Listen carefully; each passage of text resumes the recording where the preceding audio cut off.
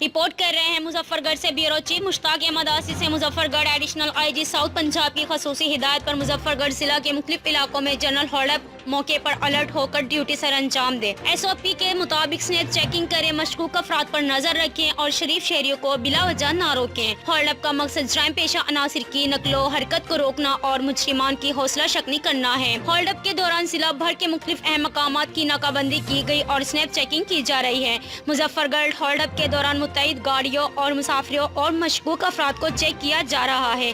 नाकाबंदी पॉइंट्स वक्त और जगह तब्दील करके लगाए जा रहे हैं। DPO अहमद नवाज शाह मुश्ताक अहमद आसी जोर न्यूज़ मुजफ्फरगढ़।